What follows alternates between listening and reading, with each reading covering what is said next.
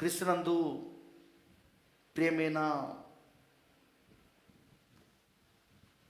వధువుకి ప్రభునేసు క్రీస్తు నామంలో నాకు శుభములు మరి వందనాలు తెలియజేస్తున్నాను.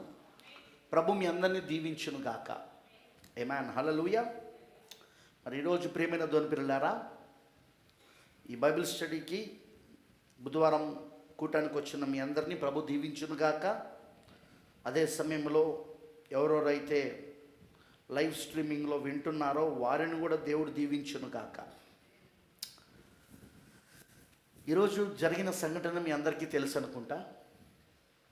ఇవాళ ఉదయము 2 రాష్ట్రాలలో భూకంపం వచ్చింది.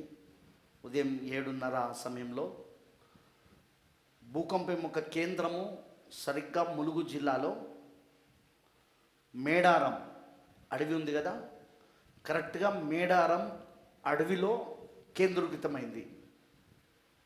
మేడారం అడవిలో దీనికంటే ముందు సెప్టెంబర్ 4వ తారీఖున, ఇదే సంవత్సరం మొన్న సెప్టెంబర్ 4వ తారీఖున ఏం జరిగిందో తెలియదు కానీ ఆ అడవిలోనే కొన్ని కిలోమీటర్ల చెట్లు, పెద్ద పెద్ద చెట్లు, చిన్నవి కావు, పెద్ద పెద్ద చెట్లు మొత్తం వేర్లతో సహా పెకిలించబడి పడిపోయినాయి.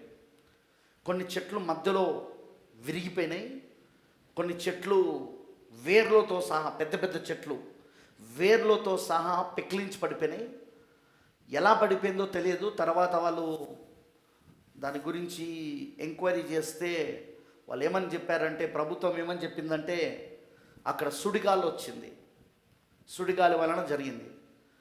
సుడిగాలి ఎంత ఎంత భయంకరంగా ఉంటే వేర్లతో సహా చెట్లు పెకిలించబడి పడిపోతాయి. పెద్ద పెద్ద చెట్లు వేర్లతో సహా పెకిలించబడ్డాయి, కొన్ని చెట్లు మధ్యలోనికి విరిగిపోయినాయి. అదే సుడిగాలి పట్టణానికి వచ్చుంటే, అదే సుడిగాలి పట్టణానికి వచ్చుంటే మనుషులు బతుకుతారా? అంత పెద్ద పెద్ద చెట్లే ఎప్పటి నుండో 30, 40, 50, 60, 70 సంవత్సరాలు, 100 సంవత్సరాల నుండి ఉన్న అడవి అది. ఎప్పటి నుండో ఉన్న అడవి, మనకు తెలుసు. అది అక్కడే మేడారం జాతర జరుగుతుంది ప్రతి 2 సంవత్సరాలకు ఒకసారి. కానీ అక్కడ అలాంటిది వచ్చిందని వాళ్ళు చెప్తున్నారు. వచ్చింది ఏంటో నిజంగా వాళ్ళ దగ్గర కూడా ప్రూఫ్ లేదు, కానీ వాళ్ళు అలా ఊహించారు, ఆ విధంగా వాళ్ళు స్టేట్మెంట్ ఇచ్చారు. ఒకవేళ వాళ్ళు అన్నట్టుగానే సుడిగాలి వచ్చుంటే, అదే సుడిగాలి కనుక పట్టణాలలో వచ్చుంటే పరిస్థితి ఏంది? ఇల్లులు ఉంటాయా? మనుషులు ఉంటారా? వేర్లే, అక్కడ చెట్లే వేర్లతో సహా పెకిలించబడ్డాయి అంటే, మొత్తం మధ్యానికి విరిగిపోయినాయి అంటే, కొన్ని మళ్ళీ ఎన్ని 50,000 చెట్లు, 1 కాదు 2 కాదు, 50,000 చెట్లు, దాదాపు 50,000 చెట్లు కొన్ని కిలోమీటర్ల వరకు ఆ విధంగా జరిగింది. కరెక్ట్గా మేడారం ప్రాంతంలో ఎక్కడైతే జాతర జరుగుతుందో అక్కడ. ఈ రోజున అదే మేడారం పాయింట్లో TV9లో ఇంకా ఇతరమైన ఛానల్స్లో చూపించారు. అదే మేడారం పాయింట్లో 40 కిలోమీటర్ల లోతున భూకంపం కేంద్రం ఏర్పడిందని, భూకంపం వచ్చిందని చెప్తున్నారు.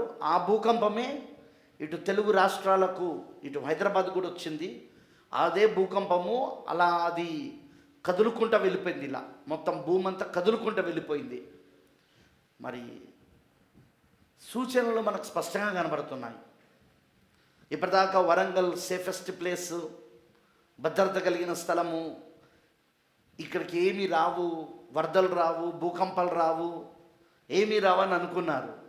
కానీ ఇప్పుడు వరంగల్ తీర్పులో ఉన్నదని దేవుడు చూపిస్తున్నాడు. అంతేకాదు వరంగల్ సికింద్రాబాద్కి మళ్ళీ, వరంగల్ హైదరాబాద్కి మళ్ళీ భూకంపం వస్తుందని కూడా చెప్తున్నారు సైంటిస్టులు. వాళ్ళు చెప్పినా చెప్పకపోయినా వస్తుంది, మనకు తెలుసు ఆ విషయం. అయితే వాళ్ళ ఉదయం చాలామంది భయపడి పరిగెత్తుకుంటా వెళ్ళిపోయారు.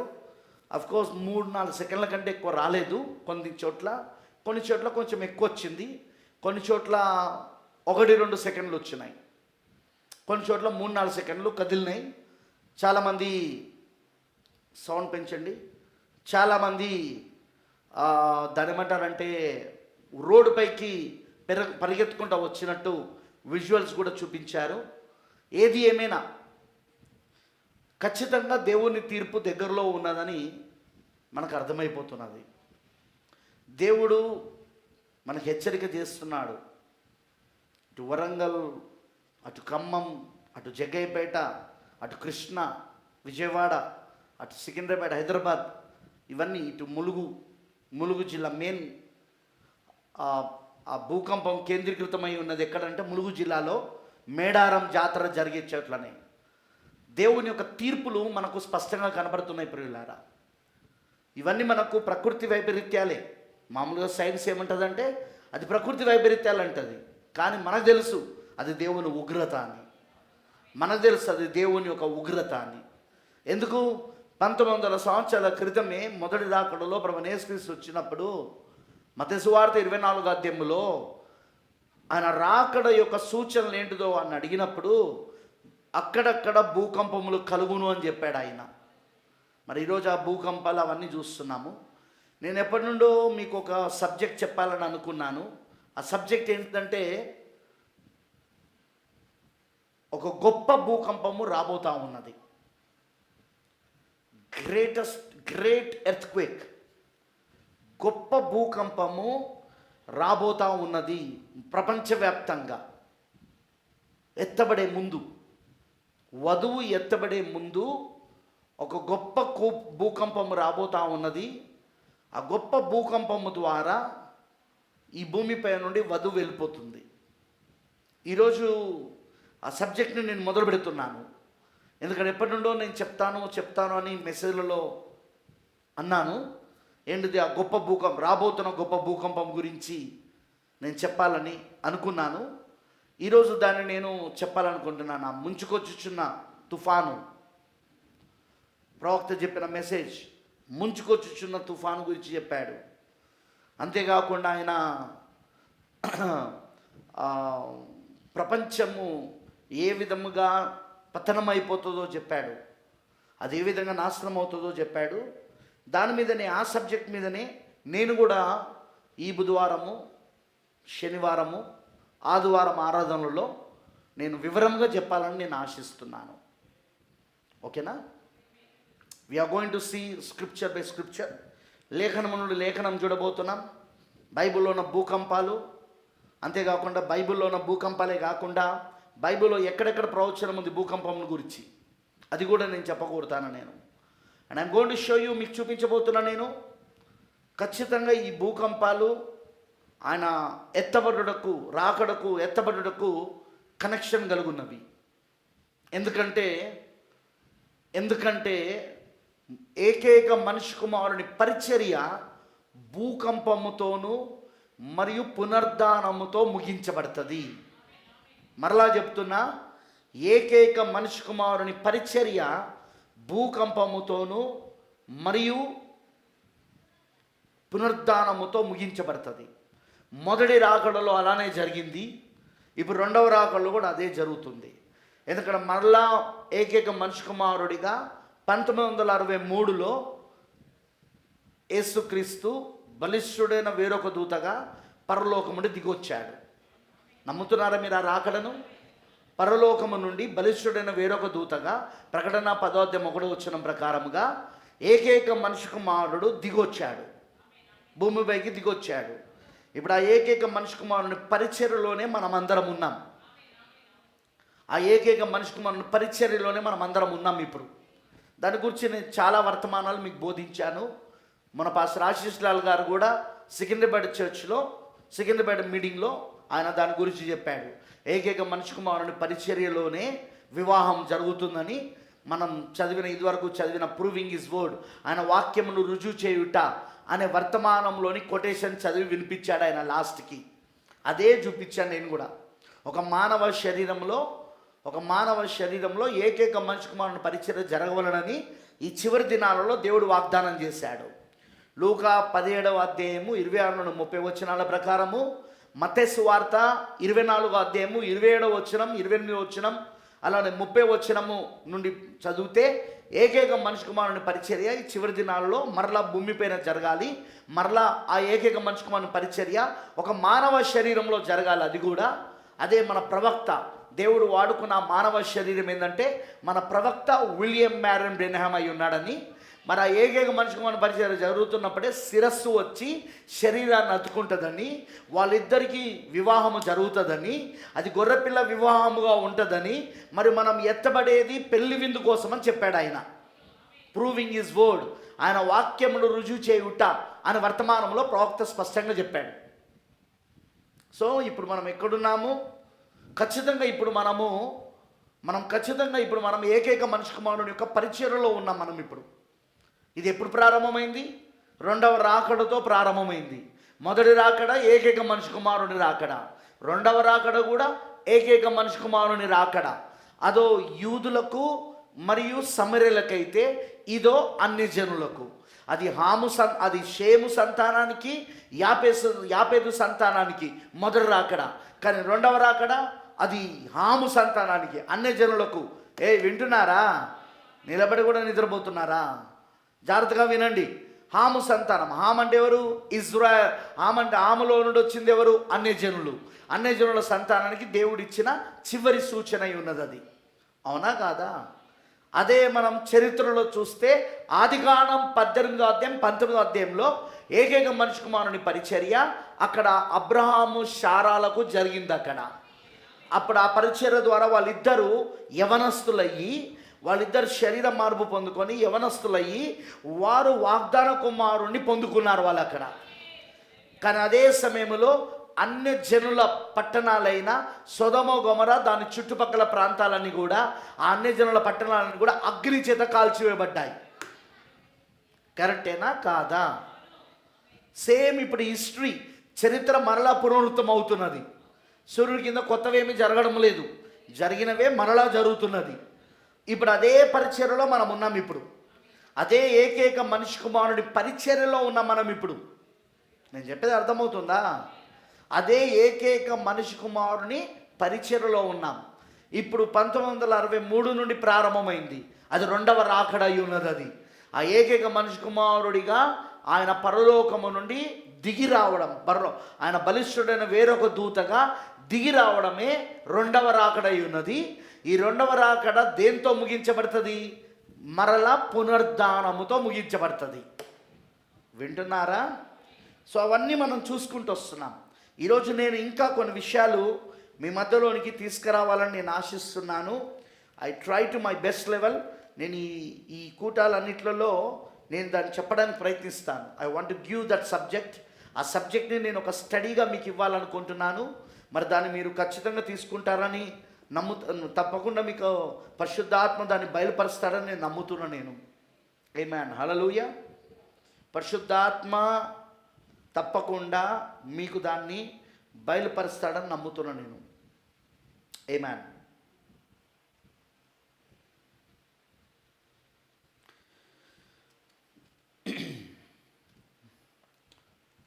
పరిశుద్ధ గ్రంథములో నుండి మొదటిగా మత్తయి సువార్త 24వ అధ్యాయము.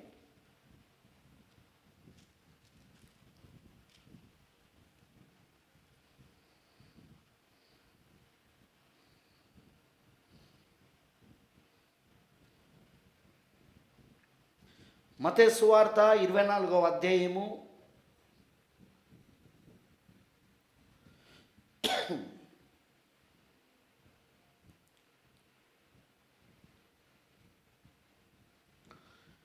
4వ వచనం చదువుకుందాం. యేసు వారితో ఇట్లనెను, ఎవడును మిమ్మును మోసపరచకుండా చూచుకొనుడి. అనేకులు నా పేరట వచ్చి నేనే క్రీస్తునని చెప్పి పలువురిని మోసపరిచెదరు. మరి మీరు యుద్ధమును గూర్చియు యుద్ధ సమాచారమును గూర్చి వినబోదురు. మీరు కలవరపడకుండా చూచుకొనుడి. ఇవి జరగవలసి ఉన్నవి కానీ అంతము వెంటనే రాదు. అంటే ఇవి రాకడకు సూచనలు అన్నమాట. ఇవి అంతం వెంటనే రాదు. అంతము రావాలంటే రాకడ అయిపోవాలి. జనము మీదికి జనము, రాజ్యము మీదికి రాజ్యము లేచును. అక్కడక్కడ కరువులను భూకంపములను కలుగును. ఇవన్నీ వేదనలకు ప్రారంభము. అదే శ్రమల కాలం. వేదన అంటే శ్రమల కాలం. తెలుసుగా మనందరికీ ఆ శ్రమల కాలం గురించి మాట్లాడుతున్నాడు ప్రభు. ఇవన్నీ వేదనలకు, ఆ శ్రమల కాలానికి, ఆ మహాశ్రమల కాలానికి ప్రారంభం. అప్పుడు జనులు మిమ్మల్ని శ్రమల పాలు చేసి చంపెదరు. మీరు నా నామం నిమిత్తము సకల జనముల చేత ద్వేషించబడుదురు. అనేకులు అభ్యంతరపడి ఒకరినొకడు అప్పగించి ఒకరినొకడు ద్వేషింతురు. అనేకులైన అబద్ధ ప్రవక్తలు వచ్చి పలువురిని మోసపరచెదరు. అక్రమము విస్తరించుట చేత అనేకుల ప్రేమ చల్లారును. అంతము వరకు సహించువాడెవడో వాడే రక్షించబడును. మరియు వినండి మాట, ఈ రాజ్య సువార్త ఎంతమంది నమ్ముతున్నారు? దానియేలు 2వ అధ్యాయంలో రాజ్యం వచ్చిందని. ఆ చిన్న రాయి ఏంటిది? భూతలమంతా రాజ్యంగా మారలేదా? అది ముందు ఎవరిలో జరుగుతుంది? అది భూమిపైన జరిగే ముందు, అది ముందు వధువులో జరుగుతుంది. అది ఇప్పుడు వధువులోని ఈ భూమి, ఇటు చూడండి, ఈ భూమిలో ఆ చిన్న రాయి వచ్చి ఏం చేస్తూ ఉన్నది? ఇందులో ఉన్న 4 ఆగ్ర రాజ్యాలు, అన్య ఆగ్ర రాజ్యాలను తుత్తనీలుగా చేసి క్రీస్తు తన రాజ్యాన్ని మనలో స్థాపిస్తున్నాడు. మరి ప్రవక్త ఏమన్నాడు? ఆ రాజ్యం ఏంటో కాదు, పరిశుద్ధాత్మయ్య ఉన్నాడు. దేవుని రాజ్యం ఏంటిది? పరిశుద్ధాత్మ. ఇప్పుడు పరిశుద్ధాత్మనే ఇదిగో ఈ భూమిపైన వధువు, ఈ భూమిపైన స్థాపించబడతా ఉన్నది. దాని తర్వాత ఇక్కడ ఫిజికల్గా, భౌతికంగానూ భూమిపైన జరగబోతూ ఉన్నది. ముందు వధువులో జరగాలి, వధువులో జరిగిన తర్వాత అప్పుడు భూమిపైన జరుగుతుంది. మీకు తెలుసు కదా, భవిష్యత్తు గృహం అనే వర్తమానంలో ప్రవక్త ఏమన్నాడు? సృష్టికి మానవుడికి ఒకే విమోచన పథకాన్ని దేవుడు పెట్టాడు. సృష్టి కూడా నూతన సృష్టిగా ఎలా మారుతుంది? నీరు, రక్తము, ఆత్మ, అగ్ని ద్వారా. దానికంటే ముందు మానవుడు నూతన సృష్టిగా ఎలా మారతాడు? నీరు, రక్తము, ఆత్మ, అగ్ని ద్వారా. నీరు, రక్తం, ఆత్మ, అగ్ని ద్వారా. అవునా కదా? నీతికరణ, శుద్ధీకరణ, ఆత్మ బాప్తిజమం ద్వారా. ఇప్పుడు మానవుడికి జరుగుతున్నదే నెక్స్ట్ ఏం జరగబోతుంది? భూమికి జరగబోతున్నది. ఇప్పుడు భూమికి ఆల్రెడీ నీటి బాప్తిజమం అయిపోయింది, రక్తం బాప్తిజమం కూడా అయిపోయింది. కరెక్టేనా? నోవహు దినాలలో నీటి ద్వారా శుద్ధీకరించబడింది, నీటి బాప్తిజమం అయిపోయింది. యేసుక్రీస్తు మొదటి రాకడలో ఆయన ఎప్పుడైతే రక్తాన్ని చిందించాడో అప్పుడు రక్తం ద్వారా కూడా దీనికి బాప్తిజమం అయిపోయింది. ఇప్పుడు మిగిలింది ఏంటిది? నెక్స్ట్గా ఆత్మ అగ్ని బాప్తిజమం. ఇన్నిసార్లు చెప్తానా నేను? ఏంటిది మిగిలింది? ఏం చెప్పండి, నోటితో చెప్పండి. ఆత్మ అగ్ని, నాతో చెప్పండి. ఆత్మ అగ్ని బాప్తిజమం. ఈ ఆత్మ అగ్ని బాప్తిజమం ద్వారా ఈ భూమి ఏమవుతున్నది? ఈ సృష్టి ఏమవుతున్నది? నూతన సృష్టిగా మారబోతున్నది. కానీ ఇప్పుడు అదే ప్రణాళిక ఈరోజు మనకు పనిచేస్తుంది. ఆ విమోచన పథకము, ఆ విమోచన ప్రణాళిక సృష్టికి మానవుడికి ఒకలాగానే ఇవ్వబడింది. సో ఇప్పుడు ముందు అది మానవుడికి జరుగుతుంది. ఆత్మగ్ని బాప్తిజమం మనం పొందుకొని నూతన సృష్టిగా మారుతున్నామా లేదా? ఆత్మగ్ని బాప్తిజమం పొందుకొని మనం ఏమవుతున్నాం? ఇప్పుడు మనము నూతన సృష్టిగా మారుతున్నాం. మన తర్వాత ఏది కాబోతుంది? ఇప్పుడు నూతన సృష్టిగా ఈ భూమి కాబోతా ఉన్నది. మనం వెళ్ళిపోయిన తర్వాత ఈ భూమి నూతన సృష్టిగా మారబోతున్నది. ఏమైనా అర్థమవుతుందా? మరి అర్థమైతే ఆమె చెప్పొచ్చుగా. సేమ్ ఇప్పుడు దానియేలు 2వ అధ్యాయంలో చేతి సాయం లేకుండా వచ్చిన చిన్న రాయి, అదే ప్రకటన 10లో వచ్చిన తలరాయి. ఆ చిన్న రాయే తలరాయి, ఆ తలరాయే గొప్ప పరిశుద్ధాత్మ. ఇప్పుడు ఏం చేస్తుంది? ముందు వధువు లోపట, మానవుని లోపట ఆ 4 అగ్రరాజ్యాలను తుత్తెనులు చేసి వాటికి స్థలం లేకుండా చేసేసి తన రాజ్యాన్ని వధువులో స్థాపిస్తున్నాడు. నెక్స్ట్ ఏం చేస్తాడు? వధువులు అయిపోయిన తర్వాత ఈ వధువుని ఇక్కడ నుండి తీసేసి అప్పుడు ఈ భూమిపై ఉన్న ఆ 4 అగ్రరాజ్యాలను నాశనం చేసి, ఎందుకంటే 4వ అగ్రరాజ్యంలోనేగా మిగతా 3 రాజ్యాలు ఉన్నాయి. ఎన్నిసార్లు చెప్పినా నేను, మొదటిది బబులోను, రెండవది మాదీయులు, పారసికులు, మూడవది గ్రీకులు. ఈ మూడు కలిపి నాలుగవ దాంట్లో ఏది అన్య రోములో ఎప్పుడైతే దాంట్లో కలిసిపోయినాయో ఇప్పుడు ఈ 4 అభిషేకాలు, ఈ 4 రాజ్యాలు కలిపి ఇప్పుడు పోపు రోముగా ఈ ప్రపంచాన్ని ఇప్పటికే పరిపాలన చేస్తుంది. కాకపోతే ప్రభుత్వ పరంగా ఇంకా పూర్తిగా రాలేదు, ఆత్మ సంబంధంగా పరిపాలన చేస్తుంది. పూర్తిగా ప్రభుత్వ పరంగా ఎప్పుడు వస్తుంది? ఈ వధువు ఎత్తబడిన తర్వాత. అప్పుడు దేవుడు ఏం చేస్తాడు? ఎలాగైతే ఇప్పుడు మనకు తలరాయి వచ్చి సమస్తాన్ని నాశనం చేసిందో అదే విధంగా అప్పుడు ఈ భూమిపైకి తలరాయిగా క్రీస్తు ప్రకటన 19 అధ్యాయంలో అదిగో తెల్లని గుర్రంపై స్వారీ చేసుకుంటూ ఆయనతో పాటు వేల పరిశుద్ధులు వారు కూడా తెల్లని గుర్రములపైన స్వారీ చేసుకుంటూ, ఎవరు వాళ్ళు?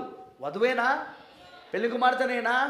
ఈ భూమిపైకి వచ్చి సమస్తమును శుద్ధి చేయబోతున్నాడు. సమస్తాన్ని దేవుడు నాశనం చేసి శుద్ధి చేయబోతున్నాడు.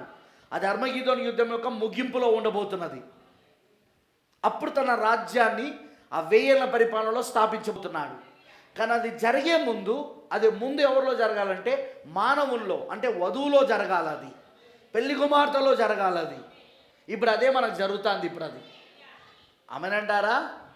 అందుకే ఇప్పుడు మనము ఆ ఏకైక మనిషి కుమారుని పరిచర్యలో మనం రాజ్యాన్ని పొందుకుంటాం. మనం రాజ్యం ఏంటో కాదు, దేవుడి రాజ్యం ఏంటో కాదు, పరిశుద్ధాత్మ. ఆ తలరాయి ఏంటో కాదు, పరిశుద్ధాత్మ. ఆ గొప్ప తలరాయి పరిశుద్ధాత్మ అయి ఉన్నాడు. నేను చెప్పేది అర్థమవుతున్నదా? ఆ గొప్ప తలరాయి పరిశుద్ధాత్ముడై ఉన్నాడు. ఇప్పుడు ఆ పరిశుద్ధాత్మని మనల్ని ఇప్పుడు ఆయన రాజ్యముగా మనలోనికి దిగి వస్తున్నాడు. ఆయన మనల్ని ఇప్పుడు పరిపాలిస్తున్నాడు. మనం ఎవరం? రాజులము, యాజకులం. రాజులము, యాజకులం. ఇప్పుడు ఆయన ఎవరు? రాజులకు రాజు ఆయన. మనమంతా రాజులమైతే ఈ రాజులకు రాజుగా ఆయన వచ్చి ఇప్పుడు మనల్ని పరిపాలన చేస్తున్నాడు. తలరాయిగా వచ్చి మనల్ని పరిపాలన చేస్తున్నాడు. నాకు గుర్తుండి మన యూత్ మీటింగ్స్లో యోహాన్ పాస్టర్ గారి దగ్గర ఏది మన కుంటముక్కల్లో క్లియర్గా ఎక్స్ప్లెనేషన్ ఇచ్చిన నేను, నాయకత్వం అనే వర్తమానంలో. నాయకత్వం, ఇప్పుడు మనకు నాయకత్వం ఉందా? మన నాయకుడు ఎవరు ఇప్పుడు? ప్రభు అయిన యేసుక్రీస్తు. ఆయనే తలరాయిగా వచ్చాడు. ఇప్పుడు ఆయనే రాజ్యముగా వచ్చాడు. ఆయనే రాజుగా వచ్చాడు. రాజులకు రాజుగా, ప్రభులకు ప్రభుగా వచ్చి ఇప్పుడు ఈ నాయకత్వం కింద మనల్ని నడిపిస్తున్నాడు ఆయన.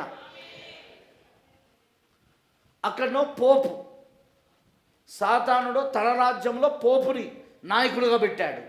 వాళ్ళందరికీ పోపు, ప్రపంచ సంఘముల సమాఖ్య, ఆ WCC ప్రపంచ సంఘముల సమాఖ్యకు పోపు శిరస్సుగా ఉన్నాడు. పోపు వాళ్ళకి నాయకుడిగా ఉండి నడిపిస్తున్నాడు.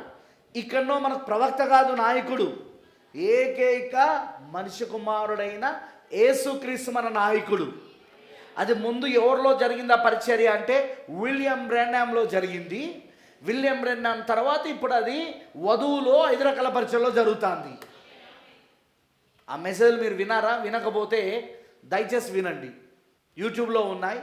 నేను మొన్న యూత్ మీటింగ్స్లో చెప్పాను, యూత్ అంతా ఖచ్చితంగా అది వినాలి. ఎందుకంటే ఇప్పుడు యూత్ ఫాలో అవ్వాల్సింది ఏంటంటే శిరస్సును ఫాలో కావాలి. ఇప్పుడు తలరాయిని ఫాలో కావాలి.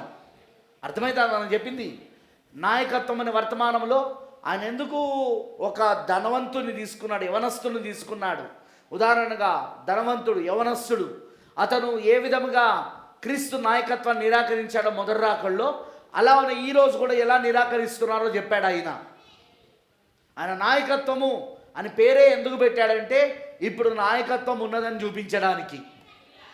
నాయకత్వం మనకు ప్రవక్త కాదు, ప్రవక్తలో బయలుపరచబడిన తలరాయి, ప్రవక్తలో బయలుపరచబడిన శిరస్సు, ప్రవక్తలో బయలుపరచబడిన సంఘానికి శిరస్సు ఎవరు? యేసుక్రీస్తేగా.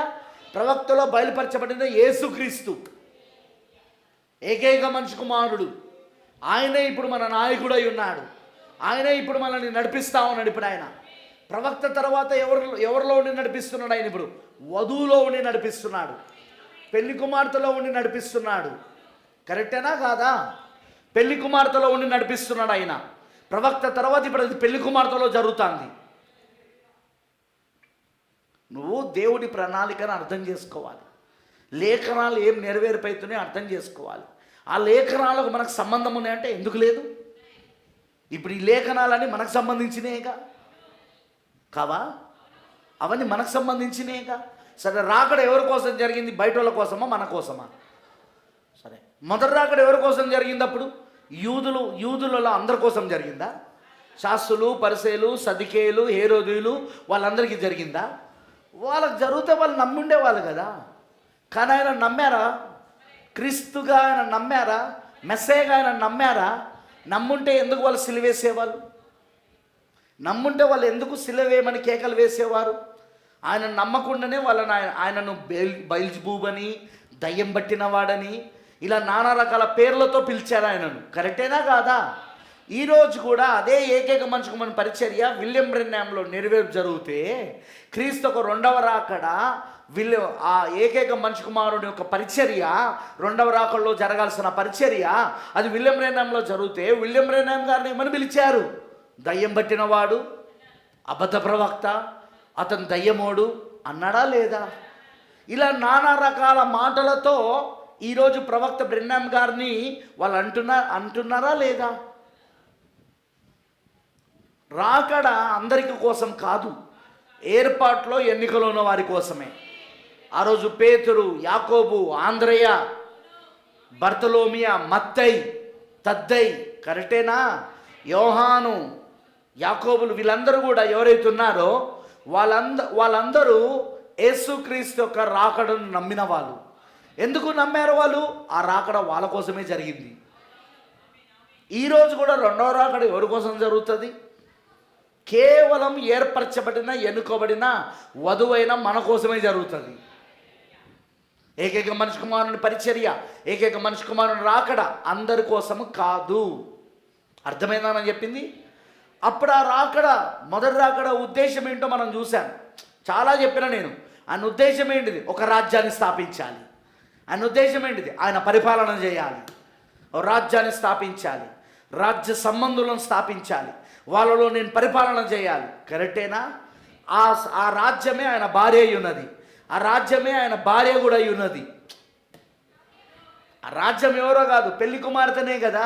ఆ పట్టణం, ప్రకటన 21లో ఉన్న పట్టణం, నూతన యెరూషలేము అనే పట్టణం, అది పెళ్లి కుమార్తె కాదా? ఆయన భార్య కాదా? మరి ఏమింటున్నారు? నేను చెప్పేది అర్థమవుతుందా? ఏదో కొత్తగా చెప్పినట్టు చూస్తున్నారు. ఆయన రాజ్యం ఏదో కాదు, ఆయన పెళ్లి కుమార్తె. ఆయన మొదటి రాకడ ఉద్దేశం ఏంటిది? ఆయన రాజ్యాన్ని స్థాపించాలా, ఆయన రాజ్యాన్ని, ఆయన పెళ్లి కుమార్తెను స్థాపించాలా. ఆ మొదటి రాకడ ఉద్దేశం యొక్క నెరవేర్పే ఇప్పుడు రెండవ రాకడలో జరుగుతుంది. ఇప్పుడు ఆయన రాజ్యాన్ని స్థాపిస్తున్నాడా? ఇంకా వధువులో స్థాపిస్తున్నాడా? ఎవరెవరి పేర్లైతే ఆ గొర్రెపిల్ల జీవ గ్రంథంలో జగత్ పునాది వేయబడి రాయబడి ఉన్నదో, ఆ 7 ముద్ర గ్రంథంలో రాయబడి ఉన్నదో, వారిలో ఆ రాజ్యం స్థాపించబడుతున్నదా? రాజ్యం ఏంటో కాదు, పరిశుద్ధాత్మ, ద హోలీ గోస్ట్. పరిశుద్ధాత్మే ఆ రాజ్యం, ఆ గొప్ప పరిశుద్ధాత్మ ఇప్పుడు వారిలో స్థాపించబడుతున్నది. మొదటి రాకడ ఉద్దేశము, లక్ష్యము రెండవ రాకడలో నెరవేర్పైతాంది. ఇప్పుడు నెరవేర్పైతాంది. ఇప్పుడు ఇది ఎప్పుడైతే పూర్తవుతుందో, ప్రణాళిక పూర్తవుతుందో, ప్రవక్త అంటున్నాడు, ఆ చివరి వ్యక్తి ఎప్పుడైతే ఆ మందలోనికి వచ్చేస్తాడో, ఆ చివరి వ్యక్తి ఎప్పుడైతే రక్షించబడతాడో, అతను ఎప్పుడైతే దేవుని రాజ్యంలోనికి ప్రవేశిస్తాడో, ఫినిష్, అప్పుడు ఎత్తబడ జరగబోతా ఉన్నది. కానీ ఎత్తబడుటకు ముందు ఒక గొప్ప భూకంపం రాబోతున్నది. ఈ చిన్న చిన్న భూకంపాలన్నీ కూడా ఆ గొప్ప భూకంపమును సూచిస్తున్నాయి. అర్థమైందని చెప్పింది. Let's pray. ప్రభు అయిన దేవా, సర్వశక్తిమంతుడా, కృపామయుడైన తండ్రి, కృపాసత్య సంపూర్ణుడా, నీకు వందనాలు. ఈరోజు ఏదైతే మేము వర్తమానమును వింటున్నామో, కళ్ళ ముందు నెరవేరిపోతున్న కాలం ఇది. ఏదైతే ప్రవక్త ద్వారా చెప్పబడినవో, పలకబడినవో, బైబిల్లో రాయబడి ఉన్నవి, ప్రవక్త ద్వారా పలకబడినవి నేడు మా కనుల ఎదుట నెరవేరిపోతున్నాయి ప్రభువా. అందుకే నేను వింటిని కానీ ఇప్పుడు చూచుచున్నాను అని ప్రవక్త అన్నాడు ప్రభువా. నిజమే ప్రభువా, ఇది చూచుచున్న కాలమై ఉన్నది. ఆ ప్రవచనాలు నెరవేర్పవుతుంటే చూస్తున్న కాలం. ప్రపంచమంతా భూకంపములతో వణికిపోతున్నాయి. భూకంపములతో ప్రపంచమంతా వణికిపోతున్నాయి. యుద్ధములతో వణికిపోతున్నాయి. ఒకవైపు ప్రభువా అటు రష్యా ఉక్రెయిన్ దేశముల మధ్యలో యుద్ధము, ఇంకోవైపు ఇజ్రాయెల్ మరియు ప్రభువా ఆ యొక్క ఇస్లామిక్ దేశాలతో యుద్ధము. ఇవి మేము చూడగలుగుతున్న ప్రవచనాలు ప్రభువా, నెరవేర్పవుతున్న ప్రవచనాలు ప్రభువా. ఈ యుద్ధాల గురించి మేము ఎన్నో చూసాం. ఎందుకంటే యుద్ధ సమాచారములు మీరు విందురు అన్నాడు. అయితే అంతము వెంటనే రాదన్నాం. అవును ప్రభువా, మాకు తెలుసు అంతం వెంటనే రాదని. ఎందుకంటే ఇక్కడ నుండి నీ వధువు వెళ్ళిపోవలసి ఉన్నది. నీ పెళ్లి కుమార్తె వెళ్ళిపోతేనే ఆ 3వ ప్రపంచ యుద్ధము, బైబిల్లో ప్రకటన గ్రంథంలో రాయబడిన అర్మగిదోను యుద్ధము ద్వారా అంతము రాబోతున్నది ప్రభువా. ఓ యేసయ్యా, అయితే 3వ ప్రపంచ యుద్ధమునకు ప్రభువా కావలసిన ప్రతి బీజం ఇప్పుడు పడింది ప్రభువా. ప్రతిదీ ఇప్పుడు మేము చూడగలుగుతున్నాం. ఈ సమయంలో, ఈ కాలంలో ఏ ప్రవచనాలు జరుగుతున్నాయో మేము చూడగలుగుతున్నాం దేవా. అందుకు మేము పూర్తిగా నీకు సమర్పించుకుంటున్నాం. We completely surrender our selfs to you Lord. Forgive our sins, మా పాపాలు క్షమించు, మా అతిక్రమములు క్షమించు, మా దోషములు క్షమించు. మమ్మల్ని పూర్తిగా నీ ఆత్మతో నింపు, మమ్మల్ని పూర్తిగా నీ అభిషేకంతో నింపు, మరియు మమ్మల్ని నడిపించమని ప్రార్థిస్తున్నా. నీకు పూర్తిగా మేము అర్పించుకుంటూ యేసుక్రీస్తు నామములో ప్రార్థిస్తున్నాము. ఆమేన్. దయచేసి కూర్చోనండి. Please be sit down. Tonight I want to go a small subject. ఒక చిన్న అంశం మీద నేను వెళ్ళాలని నేను ఆశిస్తున్నాను. నేను నమ్ముతున్నాను పరిశుద్ధాత్మ ఈరోజు మీకు ఖచ్చితంగా మీకు దాన్ని చూపించబోతున్నాడు.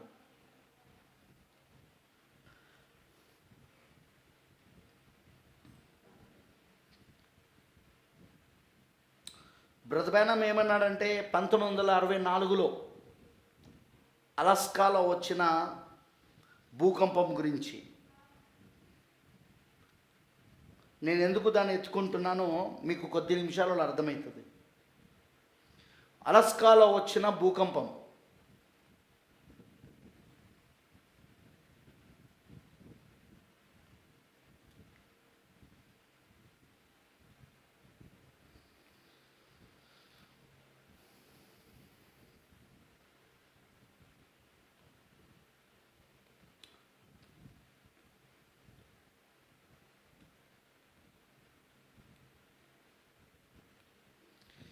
లవోదికీయ సంఘకాలం, 7 సంఘకాలాల్లో లవోదికీయ సంఘకాలం. మెసేజ్ పేరు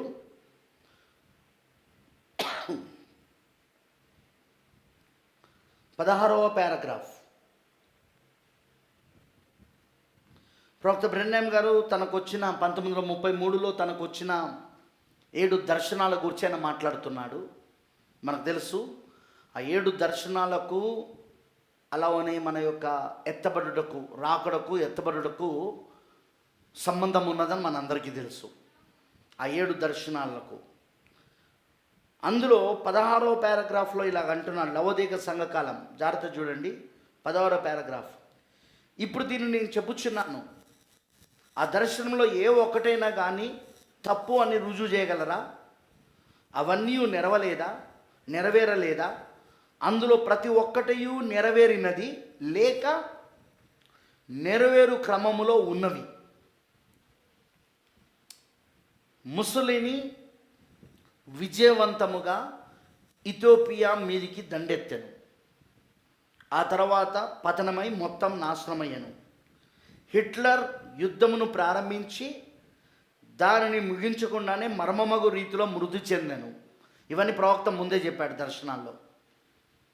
అవి ప్రారంభం కాకమునిపే ప్రవక్త బ్రెన్హామ్ గారు 1933లోనే చెప్పాడు. మీకు తెలుసు కదా, 2వ ప్రపంచ యుద్ధం ఎప్పుడు మొదలైంది? 1939లో ప్రారంభమైంది. 1939 నుండి 1945, యాక్చువల్గా అది 36లోనే బీజం పడింది.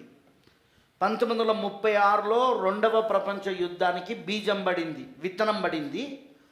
అఫీషియల్గా అధికారపూర్వకంగా యుద్ధం మాత్రం 1939లో ప్రారంభమైంది. కానీ దాని బీజం ప్రారంభమైంది మాత్రం 1936లోనే. ఎందుకంటే మనకు తెలుసు, రెండో ప్రపంచ యుద్ధము, మొదటి ప్రపంచ యుద్ధము రెండు దేశాల యుద్ధముతో ప్రారంభమైందని మనం ఇదివరకే చూసినాం.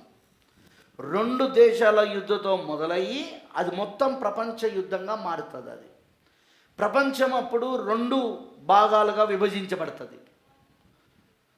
ప్రపంచము రెండు భాగాలుగా విభజించబడి యుద్ధం చేసింది.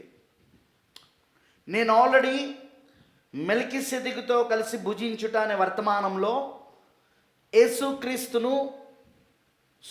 మెల్కీసెదెకుగా యేసుక్రీస్తు అబ్రహామును కలుసుకున్నప్పుడు ఆదికాండం 14వ అధ్యాయంలో అక్కడ రెండు ప్రపంచ యుద్ధాలు జరిగినాయని చూపించాను. నేను మీకు చూపించానా?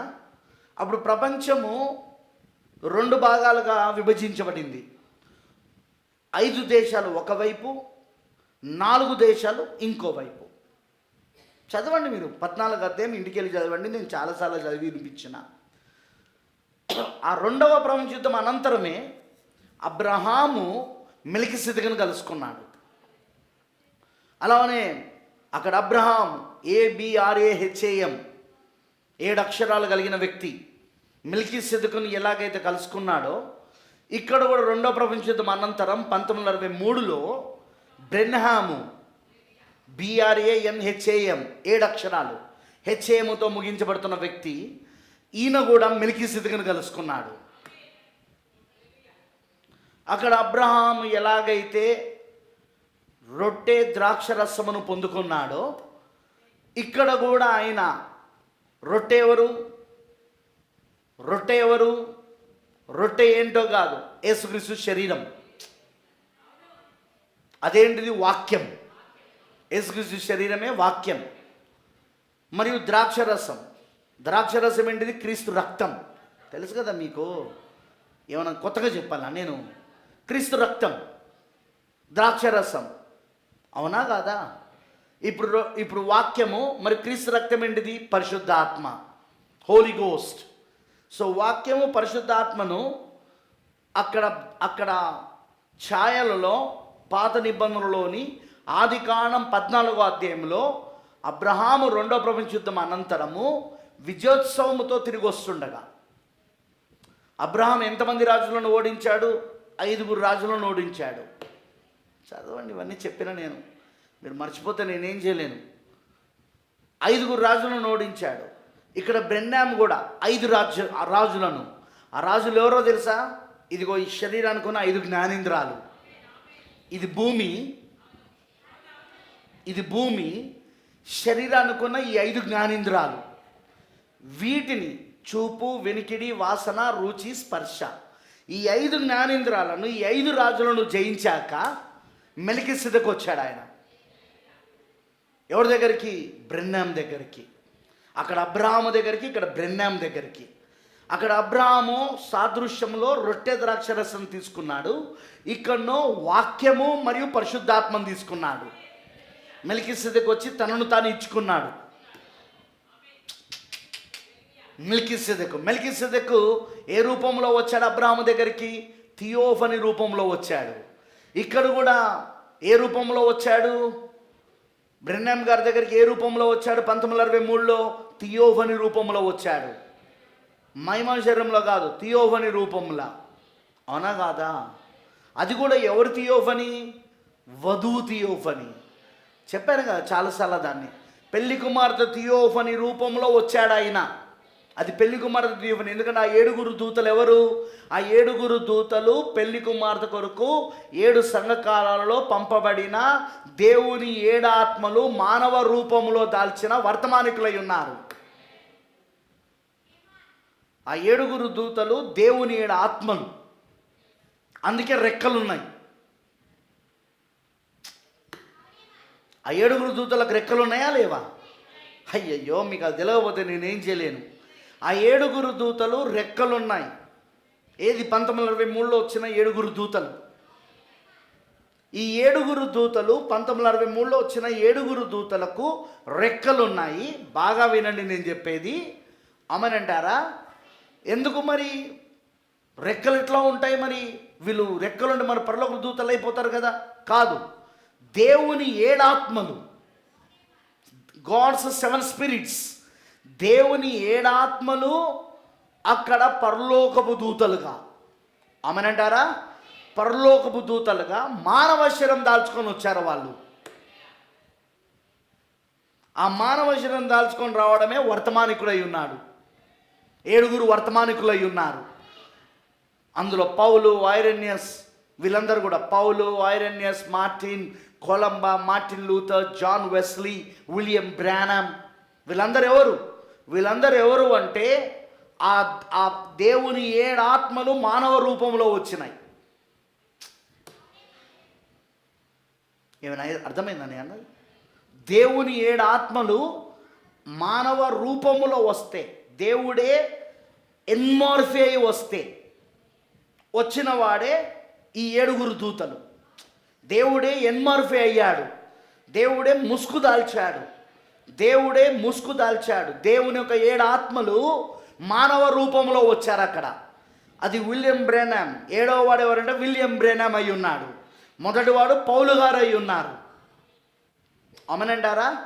అందుకే అక్కడ ఆ యొక్క మేఘములో, ఆ మేఘం ఎట్లా ఏర్పడింది?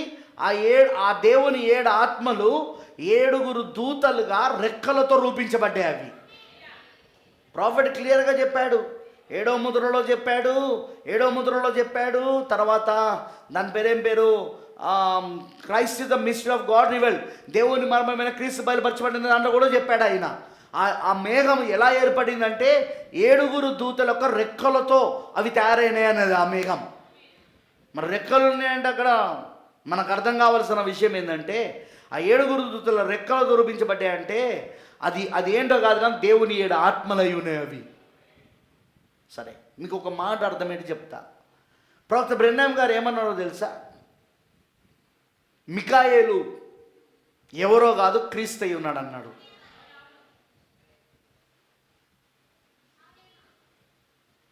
మికాయేలు ఎవరో కాదు, క్రీస్తు. అది కూడా ఆయన ఒక అవతారం, ఒక రూపం, మికాయేలు రూపం. అలానే ప్రభుదూత, ఏంజిల్ ఆఫ్ ద లార్డ్, ప్రభుదూత, రెండున్నాయి ఇక్కడ మాటలు. తెలుగు చదివేటప్పుడు, ఇంగ్లీష్ చదివేటప్పుడు జాగ్రత్త చదవండి. ప్రభుదూత ఉన్నది, ప్రభు యొద్ద నుండి వచ్చిన దూత ఉన్నది. ప్రభుదూత ఎవరంటే క్రీస్తు అయి ఉన్నాడు. యేసుక్రీస్తు ప్రభుదూత, మికాయేలు యేసుక్రీస్తు. ప్రభు యొద్ద నుండి వచ్చిన దూత. వింటున్నారా? ఏంజిల్ ఆఫ్ ద లార్డ్, ఇంగ్లీష్లో angel of the Lord is Jesus Christ, యేసుక్రీస్తు angel of the Lord. Angel from the Lord, ప్రభు యొద్ద నుండి వస్తున్న దూత. ఆయన యేసుక్రీస్తు కాదు. ఆయన ఎవరు అంటే ఈయన ఎవరు? మన మరియ దగ్గరికి వచ్చాడు కదా, గాబ్రియేలు ప్రభు యొద్ద నుండి వస్తున్న దూత. కానీ ఎప్పుడైనా మీరు గుర్తుంచుకోనండి, బైబిల్ చదివేటప్పుడు ప్రభు దూత అని కనబడిందనుకో, అది యేసుక్రీస్తు అయి ఉన్నాడు. ప్రభు దూత అని అది యేసుక్రీస్తు. ప్రభు యొద్ద నుండి వచ్చిన దూత అంటే అది ఏ గాబ్రియేలో లేకపోతే ఇంకెవరో దూత అయి ఉంటాడు అక్కడ. అందుకే మనం అది గమనించాలి. ప్రభు యొద్ద నుండి వచ్చిన దూత వేరు, ప్రభు దూత వేరు. Angel of the Lord is different, angel from the Lord is different. ఇంగ్లీష్లో చెప్తున్నా, angel of the Lord is Jesus Christ. Angel of the Lord ప్రభు దూత. ఏంజిల్ ఫ్రమ్ ద లార్డ్, ప్రభు యొద్ద నుండి వచ్చిన దూత. ప్రభు యొద్ద నుండి వచ్చిన దూత. ఆయన యేసుక్రీస్తు కాదు. ఆయన బ్రదర్ బ్రానమ్ దగ్గరికి ఈ రెండు వచ్చేటి. ఒకసారి ప్రభుదూత వచ్చేవాడు, అదే అగ్నిస్తంభం, మేఘస్తంభం, ప్రభుదూత. ఒకసారో ప్రభు యొద్ద నుండి దూత వచ్చేవాడు, మీకు అర్థమైందని చెప్పింది. ప్రభు యొద్ద నుండి దూత వచ్చేవాడు, ఓసారి ప్రభు దూత వచ్చేవాడు. అర్థమైన రామ చెప్పండి. అందుకే మనం జాగ్రత్తగా దాన్ని గమనించాలి. ఇప్పుడు అబ్రహాము దగ్గరకు వచ్చిన ఆ మెల్కీసెదెకే బ్రెన్నాన్ దగ్గరకు కూడా వచ్చాడు. అక్కడ ఛాయ నీడ, ఇక్కడ నిజ రూపం. రెండో ప్రపంచ యుద్ధం అనంతరం 5 రాజులను జయించి అబ్రహాము మెల్కీసెదెకును కలుసుకున్నాడు. ఇక రెండో ప్రపంచ యుద్ధం అనంతరం 5 రాజులను, ఎవరు? ఇగో ఈ శరీరంలో ఉన్న 5 జ్ఞానేంద్రాలు, ఇది భూమి, ఈ శరీరం భూమి, ఈ 5 జ్ఞానేంద్రాలను గెలిచి మెల్కీసెదెకును కలుసుకున్నాడు. అర్థమైందా? అక్కడనో రొట్టె ద్రాక్ష రసము అబ్రహాంకి ఇచ్చాడు సాదృశ్యంలా. ఇక్కడనో వాక్యము మరియు ప్రత్యక్షత, పరిశుద్ధాత్మ, వాక్యము మరియు పరిశుద్ధాత్మ ఇవ్వబడింది. ఇక్కడ ఈ మెల్కీసెదెకు ఏమి ఇచ్చాడు? వాక్యము మరియు పరిశుద్ధాత్మ. ఆ గ్రంథం వాక్యమై ఉన్నది. ఏమిచ్చాడండి? 1963లో ఆయన చేతిలో ఏమున్నది? ఆయన కుడి చేతిలో ఏమున్నది? విప్పబడిన చిన్న పుస్తకం ఉంది కదా, ఆ చిన్న పుస్తకం ఏంటిది? వాక్యం. అది మన ఆత్మీయ ఆహారం, అది మన ఆత్మకు ఆహారం, అది వాక్యం. అది మనుష్యుడు బ్రతుకుచున్నది రొట్టె వలన మాత్రమే కాదు, కానీ దేవుని నోటి నుండి వచ్చే ప్రతి మాట వలన జీవించును. అది మన వాక్యం, అది జీవించడానికి, అది మన జీవారమై ఉన్నది. అది దాంతోపాటు ఏమొచ్చింది? పరిశుద్ధాత్మ, ద గ్రేట్ హోలీ గోస్ట్, గొప్ప పరిశుద్ధ ఆత్మ వచ్చింది. ఆయన తనను తాను మనకి ఇచ్చుకుంటున్నాడు ఇప్పుడు ఆయన. అర్థమైందని చెప్పింది. దాని తర్వాత ఏం జరిగింది బ్రదర్? ఆ తర్వాత మనం చూస్తున్నాము బైబిల్ ప్రకారముగా ఏదైతే ఆ 14వ అధ్యాయంలో అది జరిగిందో, ఆ తర్వాత 18వ అధ్యాయంలో ఆయన మెల్కీసెదెకే ఇప్పుడు మానవ రూపములో, ఒక మానవ శరీరంలో అబ్రాహాము శారాల దగ్గరికి వచ్చాడు. అప్పుడు వాళ్ళిద్దరు శరీర మార్పు పొందుకొని, ప్రైజ్ ది లార్డ్, అప్పుడు వాళ్ళిద్దరు శరీర మార్పు పొందుకొని వాగ్దాన కుమారుడైన ఇసాకును పొందుకున్నారు వాళ్ళు. ఆ సమయంలోనే అన్యజనుల పట్టణాలు, సొదొమ గొమొర్రా వంటి పట్టణాలు అన్నీ కూడా అన్యజనుల పట్టణాలు అగ్ని చేత కాల్చివేయబడ్డాయి. మరి అన్యజనుల పట్టణాలైన ఆ రెండు పట్టణాలే కాకుండా దాని చుట్టుపక్కల ఉన్న పట్టణాలు కూడా అగ్ని చేత కాల్చివేయబడినప్పుడు అవన్నీ కూడా మృత సముద్రంలోకి వెళ్ళి కలిసిపోయినాయి. ఎట్లా? ప్రవక్త అన్నట్టుగా భూకంపములు వచ్చినాయి. సొదొమ గొమొర్రా దాని చుట్టుపక్కల ప్రాంతాలని భూకంపం వచ్చింది. ఆ భూకంపము ద్వారా ఏం జరిగింది? మొత్తం లోపట ఉన్న లావా అంతా బయటకు వచ్చింది. ఇటు ఆకాశము కంపించబడి ఆకాశము నుండి అగ్ని గంధకాలు కురిపించబడ్డాయి. అదే సమయంలో భూకంపం వచ్చి ఆ పెద్ద భూకంపం వలన ఆ భూమిలోనున్న అగ్ని పర్వతాలని బద్దలయ్యి అందులో ఉన్న లావా అంతా బయటికి వచ్చి మొత్తము నీ పట్టణాలను పూర్తిగా అగ్ని చేత సర్వనాశం చేసి ఆ లావా అంతా అదంతా కరిగిపోయి, అంతా ఆ పట్టణాలని కరిగిపోయి మనుషులు కరిగిపోయారు. అందులో ఆ లావాలో అందులో ఉన్న వస్తువులు, అక్కడ పట్టణాలు అన్నీ కరిగిపోయి పక్కనే ఉన్న మృత సముద్రంలో కలిసిపోయినాయి. అది ఎలా జరిగింది అంటే భూకంపము ద్వారా. నీకు అర్థమైందని అన్నది? సేమ్ అక్కడ శరీర మార్పు జరగడానికి కారణం ఏంటంటే, శరీర మార్పు జరుగుతున్న సమయంలోనే ఇక్కడ భూకంపం వచ్చింది. అబ్రాహాము శారాల శరీరాలు మార్పు చెందేటప్పుడు, సజీవంగా ఉన్న వాళ్ళిద్దరూ మార్పు చెందేటప్పుడు ఏం జరిగింది? అక్కడ భూకంపం వచ్చింది. అదేవిధంగా మొదటి రాకడలో యేసుక్రీస్తు మనుష్య కుమారుడు, ఏకైక మనుష్య కుమారుడు, ఆయన పరిచర్య దేంతో ముగించబడింది? మరలా భూకంపముతో. ఆయన శిలువపై ఉన్నప్పుడు బిగ్గరగా కేక వేసి తన ప్రాణం విడిచినప్పుడు ఏమైందట? దేవాలయ తెర పైనుండి కింది వరకు 2గా చినిగి బండలు బద్దలాయను. కొండలు బద్దలైపోయినాయి, బండలు బద్దలైపోయినాయి, సమాధులు తెరవబడ్డాయి. కరెక్టేనా? భూకంపమేనా? అప్పుడు నిద్రించిన పాత నిబంధనలో ఉన్న పరిశుద్ధుల శరీరాలన్నీ లేపబడ్డాయి. ఆ రోజు అంటే పునరుద్ధానం జరిగింది. ఆదికాండం 18లో అక్కడనో సజీవంగా ఉన్నవారు మార్పు చెందారు. ఏకైక మనుష్య కుమారుని పరిచర్యలా అక్కడ ఏకైక మనిషి కుమారుని పరిచర్య మానవ శరీరంలో జరిగిందా? అబ్రహాం దగ్గరకు వచ్చిన ఆయన ఎలోహిమేనా? అబ్రహాం ఏమని పిలిచాడు? ఎలోహిం అని పిలిచాడు. అదేంటిది? ఏకైక మనిషి కుమారుడు మానవ శరీరంలో వచ్చాడు అక్కడ. Praise the lord. అక్కడ సజీవంగా ఉన్న అబ్రహాము శారాలు మార్పు చెందారు. సేమ్ ఇప్పుడు ఆ తర్వాత మొదటి రాకడలో ఏం జరిగింది? మొదటి రాకడలో మళ్ళీ ఏకైక మనిషి కుమారుడుగా ఆయన వచ్చినప్పుడు ఆయన పరిచర్య గొప్ప భూకంపముతో ముగించబడింది. ఆ భూకంపంలో ఏం జరిగింది? పునరుద్ధానం జరిగింది. నిద్రించిన పరిశుద్ధులు లేపబడ్డారు. పాత నిబంధనలో పరిశుద్ధులందరూ లేపబడ్డారు. ఆ 4000 సంవత్సరాలు 39 పుస్తకాలు, పాత నిబంధనలోని 39 పుస్తకాలు, ఆ 4000 సంవత్సరాలు కరెక్టేనా? లేపబడ్డారా లేదా? అయ్యో వినబడతలేదే. ఇప్పుడు ఈ రెండు, ఇటు సజీవంగా మార్పు చెందుట, ఇటు నిద్రించిన వారు లేపబడుట, రెండవ రాకడలోని ఏకైక మనిషి కుమారుని పరిచర్యలో మరలా భూకంపము ద్వారా ఈ రెండు సంఘటనలు జరగబోతున్నాయి. ఏకైక మనిషి కుమారుని పరిచర్య యొక్క ముగింపులో, అంతములో మరలా భూకంపము ద్వారా అటు పునరుద్ధానం జరగబోతున్నది. ఎక్కిందా? 7 సంఘకాలలో నిద్రించిన వధువు ఉన్నది కదా, వాళ్ళు లేపబడబోతున్నారు. అలానే సజీవంగా నిలిచిన మనము అబ్రాహాము శారాల వలె సజీవంగా నిలిచిన మనం కూడా మార్పు చెంది మన వాగ్దాన కుమారుడైన క్రీస్తుని మనం కలుసుకోబోతున్నాం. Are you catching? నా ఈ 1964లో వచ్చిన ఈ భూకంపం ఎందుకు స్పెషల్? ఇప్పుడు జాగ్రత్తగా వినండి. ప్రవక్త ఏమంటున్నాడో చూడండి. ఇప్పుడు దీన్ని చూపించున్నాను. నా దర్శనంలో ఏ ఒక్కటైనా కానీ తప్పని రుజువు చేయగలరా? అవన్నీ నెరవేరలేదా? అందులో ప్రతి ఒక్కటి నెరవేరినది లేక నెరవేరు క్రమంలో ఉన్నవి.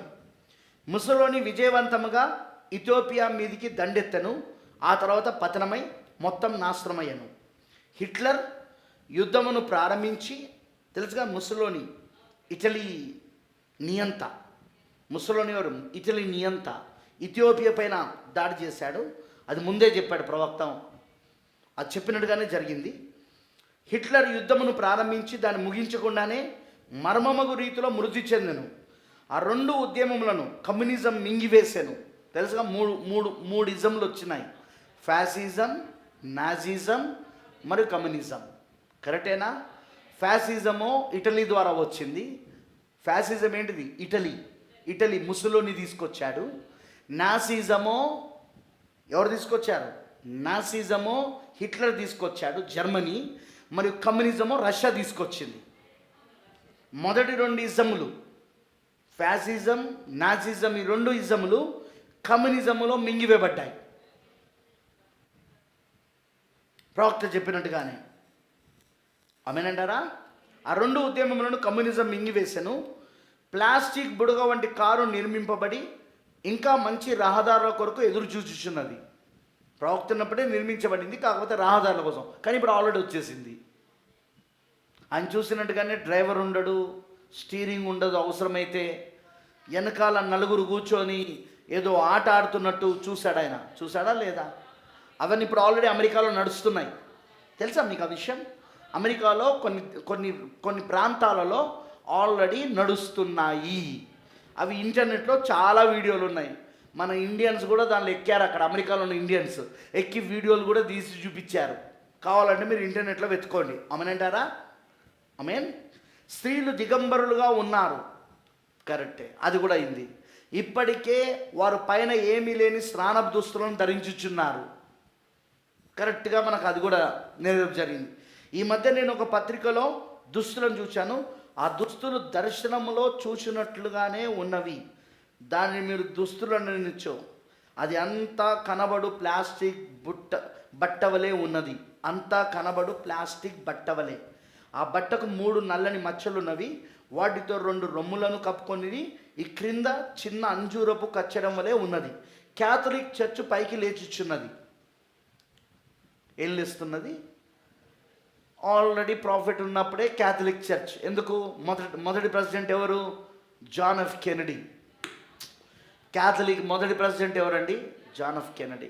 క్యాథలిక్ల ఓట్లతో గెలిచినవాడు క్యాథలిక్ నుండి వచ్చిన వాడు మొదటి ప్రెసిడెంట్. అమెరికా దేశం చరిత్రలోనే మొదటి ప్రెసిడెంట్ జాన్ ఎఫ్ కెనడీ ఎన్నుకోబడ్డా లేదా? ప్రవక్త చెప్పినట్టే జరిగిందా లేదా? స్త్రీల ఓట్ల ద్వారా అన్నాడు, అది కూడా స్త్రీకి ఓటు హక్కు ఇవ్వబడుతుంది అన్నాడు. ఆయన 1933లో ఈ దర్శనాలు చూసేటప్పుడు అక్కడ అమెరికా దేశంలో స్త్రీకి ఓటు హక్కు లేదు, కానీ ఓటు హక్కు వస్తుందని చెప్పాడు. వాళ్ళు ఒక తప్పుడు వ్యక్తిని ఎన్నుకుంటారు అని అన్నాడు. అతనే ఖచ్చితంగా రోమన్ క్యాథలిక్ నుండి వచ్చిన వాడై ఉంటాడన్నాడు. అతనే జాన్ ఎఫ్ కెనడీ అయి ఉన్నాడు. స్త్రీల ఓట్ల ద్వారా తప్పుడు వ్యక్తిగా ఎన్నుకున్నవాడు, అది కూడా అమెరికా దేశానికి అధ్యక్షుడిగా ఉండడానికి ఏంటిది క్యాథలిక్ బ్యాక్గ్రౌండ్ నుండి వచ్చినవాడు. మరి ప్రవక్త ఏమన్నాడు? అదిగో ఇప్పుడు యెజబేలు ఆహాబును వివాహం చేసుకుంటున్నది. ఆహాబు ఎవరు? అమెరికా. యెజబేలు ఎవరు? Roman Catholic. అందుకే ఇప్పుడు ఆ సింహాసనం వెనకాల ఎలాగైతే యెజబేలు ఉన్నదో, ఈరోజు కూడా అమెరికా వైట్ హౌస్లోనికి యెజబేలు ప్రవేశించింది. దేని దృష్టిలో పెట్టుకొని అంటున్నాడు?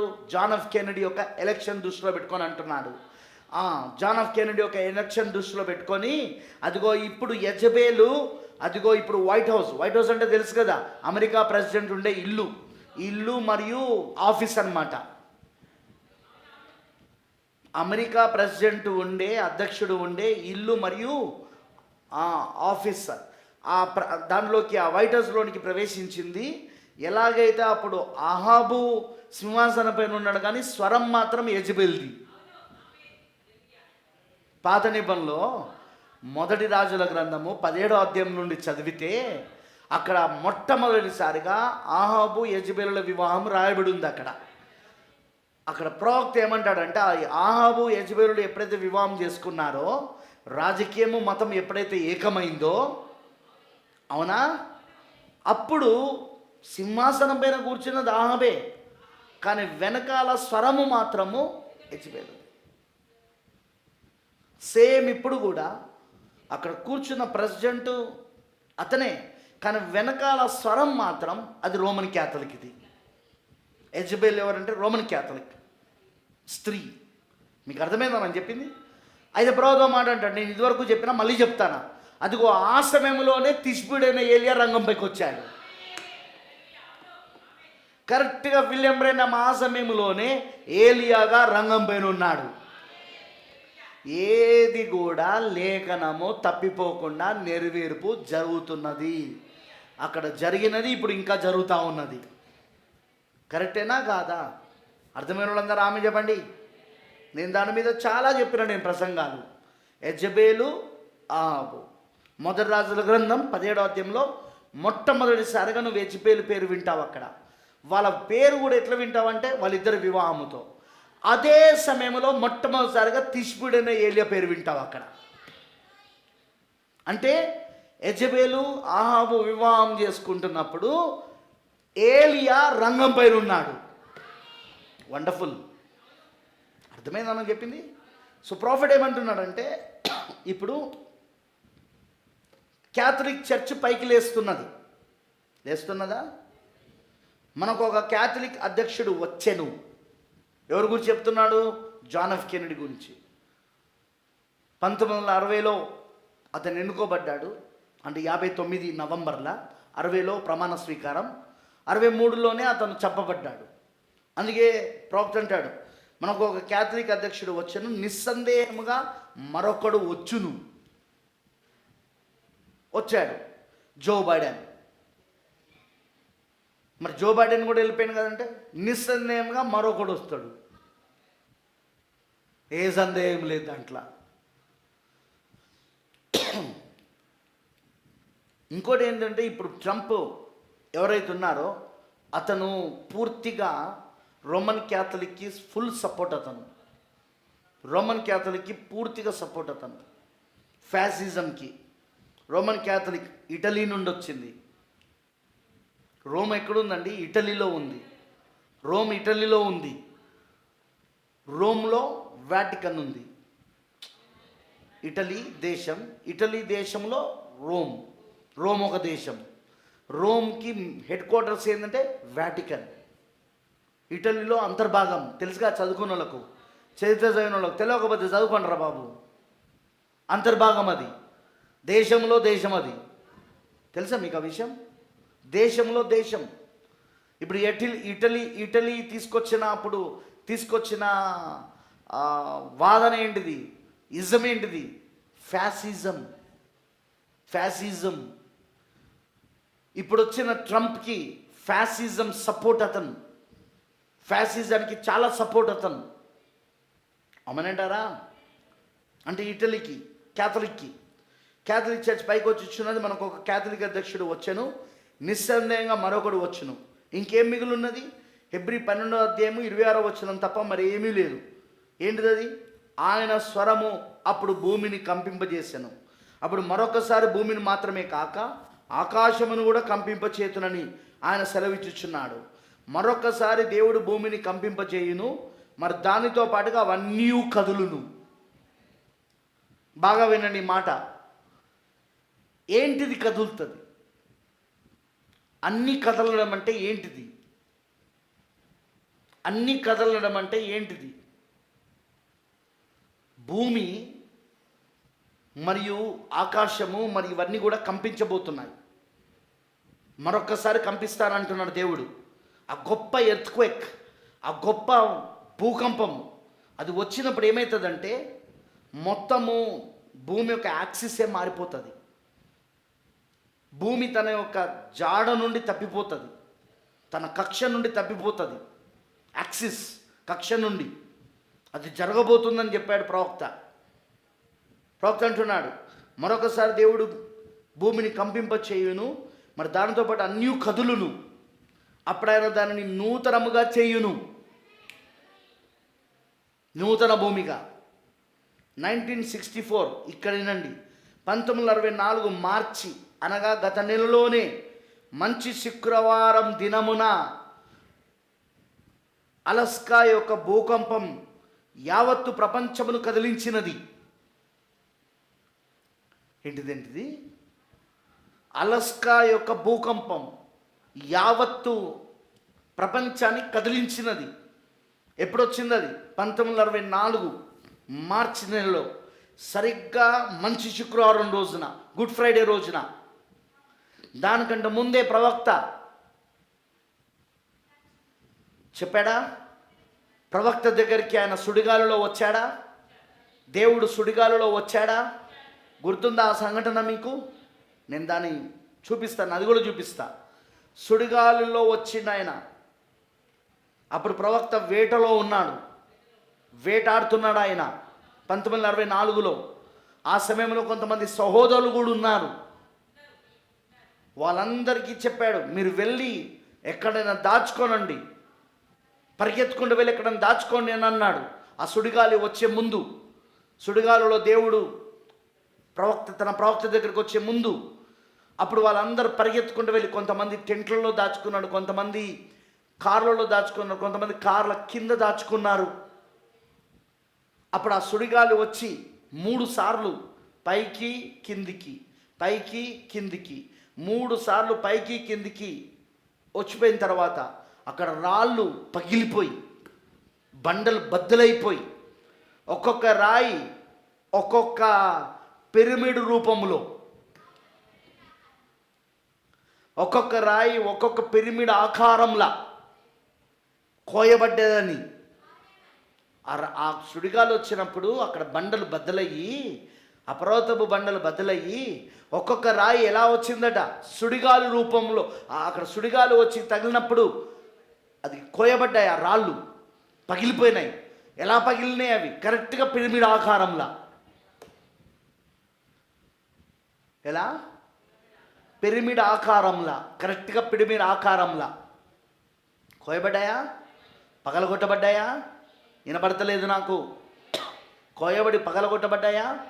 ఎగ్జాక్ట్లీ కోయబడి పగలగొట్టబడ్డాయి పిరమిడ్ ఆకారంలా ఒక్కొక్క రాయి.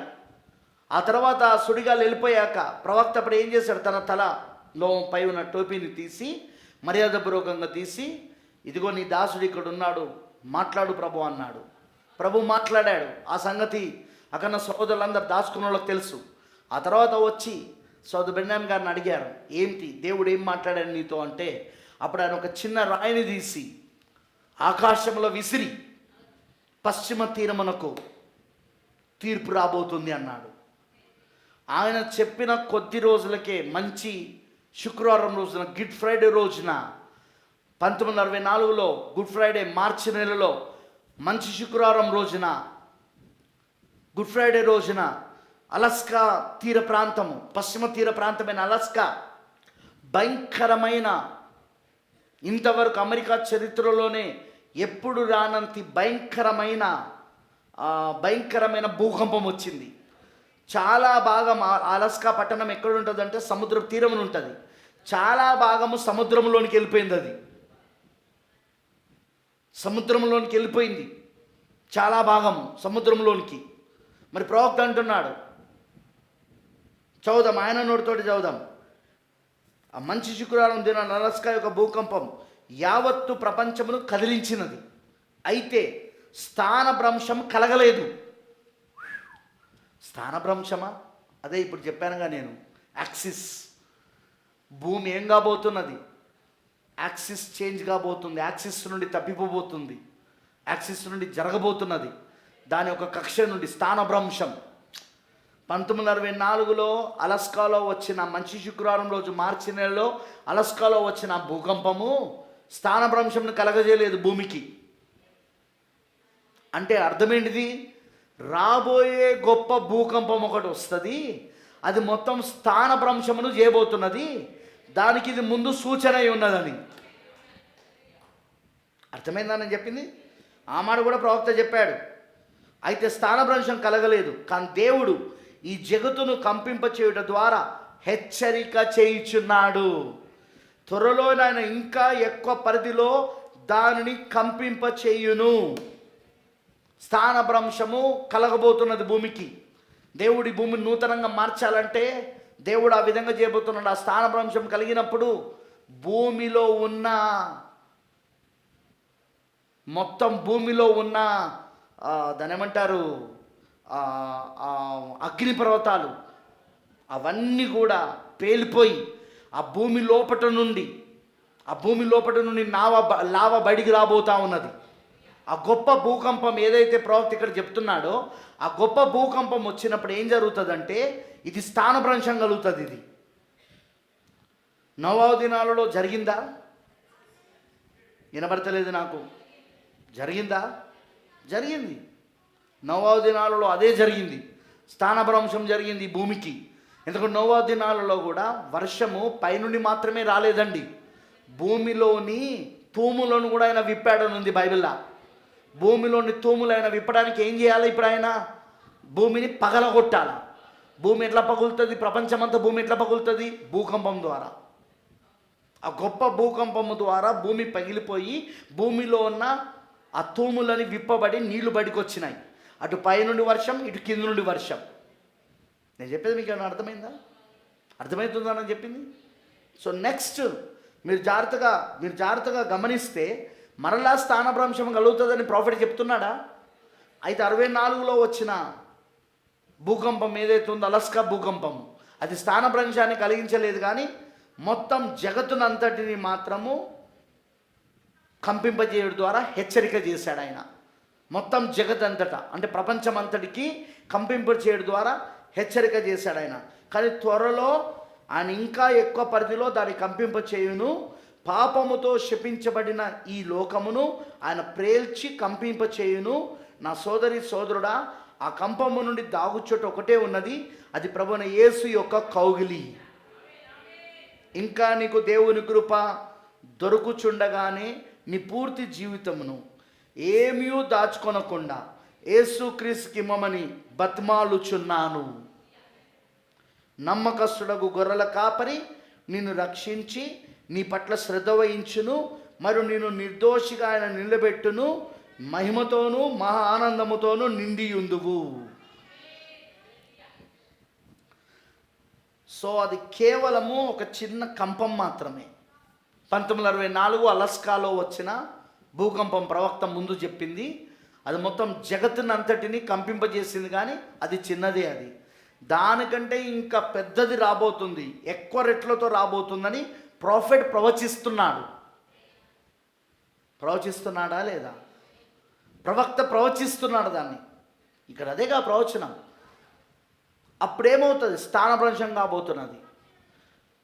ఇప్పుడు మనం చూస్తున్నది ఏంటంటే, ఇప్పుడు వస్తున్న భూకంపాలన్నీ కూడా ఆ పెద్ద భూకంపం ఏదైతే రాబోతున్నదో, ఆ గొప్ప పెద్ద భూకంపము, దానికి కేవలం ఒక ఛాయగా, నీడగా దేవుడు చూపిస్తున్నాడు. అక్కడ ముంగుర్తుగా దేవుడు చూపిస్తున్నాడు. ఇప్పటిదాకా వరంగల్, నేను చాలామంది వరంగల్ ప్రజలు చెప్పింది విన్నా నేను ఈరోజు టీవీ 9లో. ఏం చెప్పారు? వరంగల్లో భూకంపాలు రావని అనుకున్నాం మేము, వరంగల్లో వరదలు రావనుకున్నాము, భూకంపాలు రావు, సుడిగాలు రావనుకున్నాం, కానీ ఆ 3 వచ్చేసినాయి. వరదలు వచ్చేసినాయి, తెలుసుగా. వరదలు రాలేదా? వరదలు వచ్చేసింది. అదిగో మొన్న సెప్టెంబర్ నెల 4వ తారీఖున సుడిగాలి వచ్చి 50,000 చెట్లు, ఇప్పుడు ఎక్కడైతే భూకంపం కేంద్రం ఉందో ఆ మేడారంలో 50,000 చెట్లు కూలిపోయినాయి. మొత్తం చెట్లన్నీ కూలిపోయినాయి, సర్వనాశమైన. ఒక్క చెట్టు కూడా నిలబడలే. కొన్ని వందల సంవత్సరాలు ఉన్న చెట్లు ఉన్నాయి అక్కడ. వందల సంవత్సరాలు ఉన్న చెట్లు అంటే వాటి వేర్లు ఎంత లోతుపోయి ఉంటాయి? అంత గొప్ప లోతుకు పోయిన వేర్లు కూడా పెకిలించబడ్డాయట. కొన్ని ఫోటోల్లో తీసి చూపించారు, జనాలు భయపడతారని. బట్ వాటిని మీడియాకు పూర్తిగా రిలీజ్ చేయలేదండి. నిజం, జనాలు భయపడిపోతారని. వేర్లతో సహా పెకిలించబడ్డాయి. కొన్నో మధ్యానికి మొత్తం విరిగిపోయినాయి మధ్యలోకి. అన్ని 40, 50, 60, 70, 100 సంవత్సరాల నుండి ఎప్పటిలో ఉన్న చెట్లన్నీ కూడా 50,000 చెట్లు. వరంగల్ ఈ గొప్ప భూకంపం నుండి తప్పించుకుంటుందా? విజయవాడ ఈ గొప్ప భూకంపం నుండి తప్పించుకుంటుందా? హైదరాబాద్ ఈ గొప్ప భూకంపం నుండి తప్పించుకుంటుందా? అసలు ప్రపంచంలో ఎక్కడైనా సేఫ్టీ ప్లేస్ ఉందా? ప్రపంచంలో ఎక్కడైనా భద్రత స్థలం ఉందా? దేవుడు ఏం చూపిస్తున్నాడు? అక్కడక్కడ భూకంపాలని ఎందుకన్నాడో తెలుసా? ఆయన అక్కడక్కడ భూకంపాలంటే ప్రపంచవ్యాప్తంగా అన్ని చోట్ల ప్రకంపనలు వస్తున్నాయి. దానికి సపరేట్గా ఒక వెబ్సైట్ ఉన్నది, మీరు చూసుకోండి ఒకసారి. అవన్నీ పేపర్లో రావు, అవన్నీ మనకు మీడియాలో కవర్ చేయరు. ప్రపంచంలో ప్రతి చోట భూకంపాలు వస్తున్నాయి. ప్రతి చోట, ఏ చోట కూడా భూకంపము రావట్లేదనేది లేదు. అన్ని చోట్ల సముద్రంలో భూకంపం వస్తే సునామీ ఏర్పడుతుంది. సునామీలు ఎట్లా వస్తున్నాయి? సముద్రంలోని భూకంపాల ద్వారా. ప్రియమైన దేవుని పిల్లలారా, ఈ భూకంపం అనేది ఏదైతే ఉందో ఈ రోజున మనం చూస్తున్నదంతా యేసు చెప్పినట్టు, మత్తయి సువార్త 24వ అధ్యాయంలో యేసు చెప్పినట్టు అవి ఇప్పుడు ఒక సూచనగా ఉన్నాయి. కానీ మనం ఏం చూడాలంటే గొప్ప భూకంపం ఒకటి రాబోతున్నది. ప్రవక్త కూడా అదే ప్రవచిస్తున్నాడు. అలస్కాలో 1964లో మార్చి నెల మంచి శుక్రవారం రోజున వచ్చిన అలస్కాలోని ఆ భూకంపము, అది కేవలం ఒక హెచ్చరిక మాత్రమే అన్నాడు ప్రవక్త. స్థానభ్రంశం కలగలేదు, అంటే భూమి తన కక్ష నుండి తప్పలేదు, కానీ రాబోతుంది. దీనికి కొన్ని రెట్ల ఎక్కువగా భూకంపం రాబోతుందని ప్రవక్త ప్రవచించాడు. జరుగుతుందంటవా? ఎందుకంటే మన చరిత్రలో చూసిన భూకంపముల ద్వారానే నోవహు దినాలలో అప్పుడు భూమి నాశనమైంది. లోతు దినాలలో భూకంపముల ద్వారానే సొదొమ గొమొర్రా దాని చుట్టుపక్కల దేశాలు నాశనం అయిపోయినాయి, పట్టణాలు నాశనం అయిపోయినాయి. అమ్మనంటారా? నిజమేనా కాదా? అలానే మనం గమనించాల్సింది, భూకంపంతో మనకేమైనా సంబంధం ఉందా అంటే ఎందుకు లేదు. ఆదికాండం 18లో 19లో మనం చూస్తే అబ్రహాము శారాల శరీర మార్పు చెందిన తర్వాత ఈ భూకంపం వచ్చింది. వాళ్ళిద్దరు యవనస్తులు అయ్యారు అక్కడ. కరెక్టేనా? అలానే మొదటి రాకడలో ఆ భూకంపములోనే, ఏకైక మనిషి కుమారుని యొక్క భూకంపములోనే నిద్రించిన పరిశుద్ధులు, పాత నిబంధనలోని పరిశుద్ధులందరూ శరీర మార్పు పొందుకొని వారు సమాధిలో నుండి బయటకు వచ్చారు. వాళ్ళు పునరుద్ధానం జరిగింది అక్కడ. ఇప్పుడు ఈ రెండు కలిపి మన కాలంలో జరగబోతుంది. అటు సజీవంగా ఉన్న మనము మార్పు చెందబోతున్నాము, మనకంటే ముందు నిద్రించిన వధువు మార్పు చెంది లేపబడబోతున్నది. మ్యాన్ అని మ్యాన్ అమనంటారా?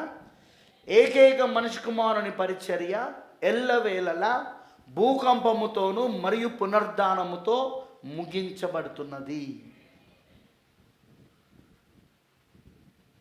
మీరు గమనిస్తే నోవహు దినాలలో భూకంపం,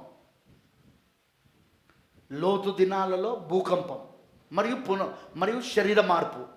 సజీవంగా ఉన్న అబ్రాహాము శారల శరీర మార్పు. ఆ భూకంపం ద్వారానే సొదొమ గొమొర్రాలు అగ్ని చేత నాశనం అయిపోయినాయి, మునిగిపోయినాయి. అగ్ని వాళ్ళను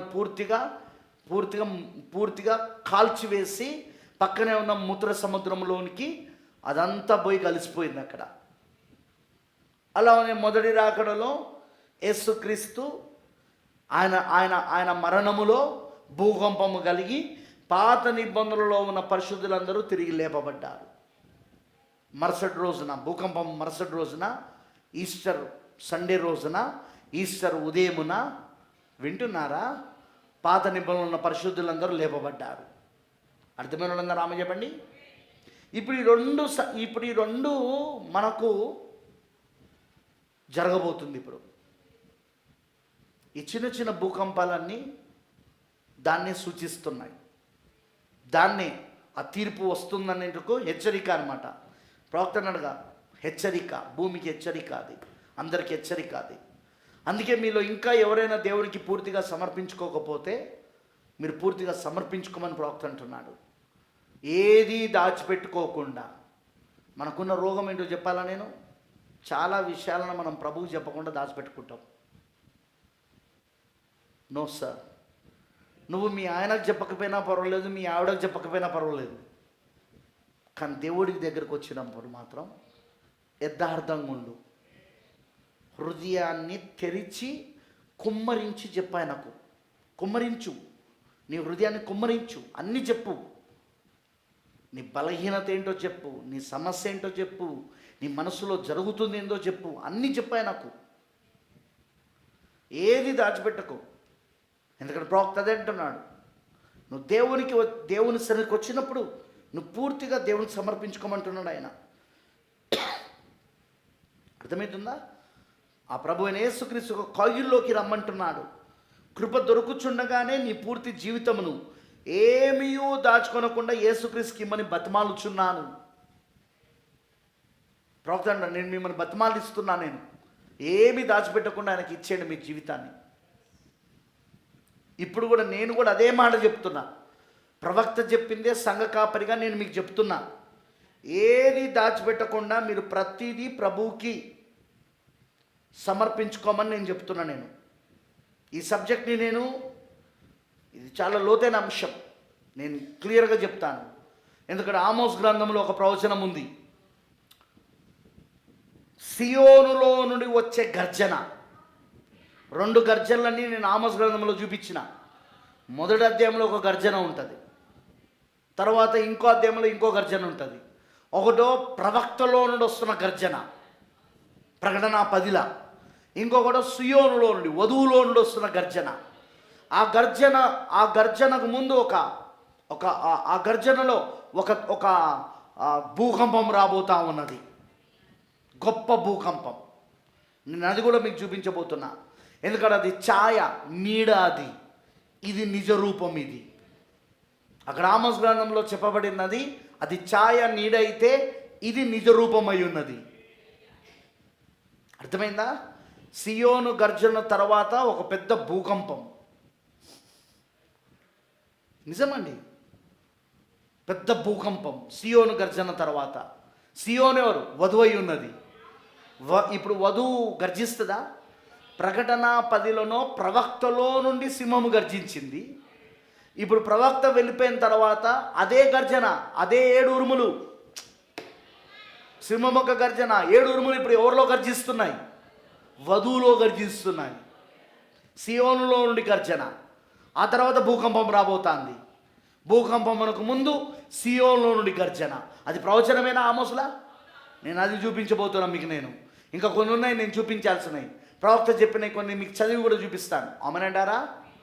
వి మస్ట్ ప్రిపేర్. ఇప్పుడు మనం సిద్ధపడాలి. ఇప్పుడు మనం ఏమీ దాచుకోకుండా దేవునికి పూర్తిగా మన జీవితాన్ని ఇవ్వాలి. నో ప్రైవేట్ లైఫ్, వ్యక్తిగత జీవితం లేదు దేవుని దగ్గర. ఇది నా వ్యక్తిగతం అని నువ్వు కొన్నిసార్లు భార్యతో అంటావు, ఇది నా వ్యక్తిగతం అని కొన్నిసార్లు నువ్వు భర్తతో అంటావు, ఇది నా వ్యక్తిగతం డాడీ, ఇది నా ప్రైవేట్ లైఫ్ డాడీ అని కొన్నిసార్లు మమ్మీ డాడీలతో అంటారు. అలా దేవుని దగ్గర అనడానికి లేదు. ఏమీ దాచుకోకుండా పూర్తిగా మీ జీవితాన్ని దేవుడికి ఇవ్వనని ప్రవక్త బతిమాలుతున్నాడు. పరిశుద్ధాత్మ ప్రవక్తలో ఉండి బతిమాలుతున్నాడు. ఇప్పుడు అదే పరిశుద్ధాత్మ ఇప్పుడు మీ పాస్టర్లో ఉండి బతిమాలుతున్నాడు. ఏమీ దాచుకోకుండా దేవుడికి ఇచ్చేయండి. లెట్స్ ప్రే, ప్రార్థించుకుందాం. దీన్ని నేను సాటర్డే సండే కూడా కంటిన్యూ చేస్తా. సాటర్డే సండే కూడా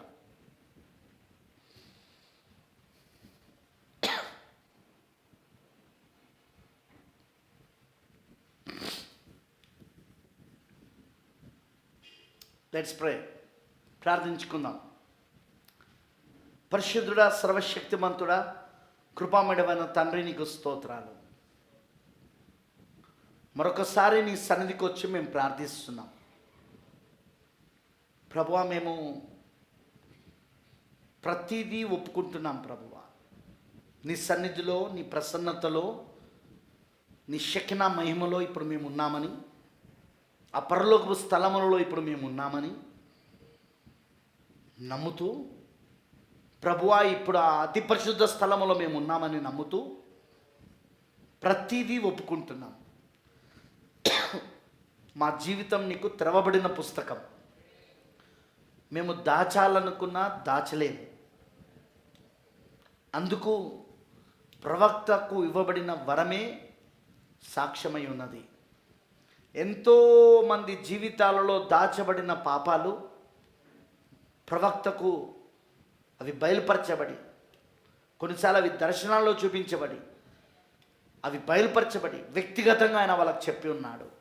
నువ్వు ఒప్పుకొని పాపం ఇది ఉంది, నువ్వు ఒప్పుకొనని పాపం ఇగో ఇది ఉంది, ఒప్పుకొని పాపం అది ఉంది అని వాళ్ళు ఏదైతే దాచిపెట్టున్నారో ప్రభు దగ్గర, దానిని ప్రభువు ప్రవక్తకు బయలుపరిచినప్పుడు ప్రభు ఆ ప్రవక్త దాన్ని చెప్పాడు.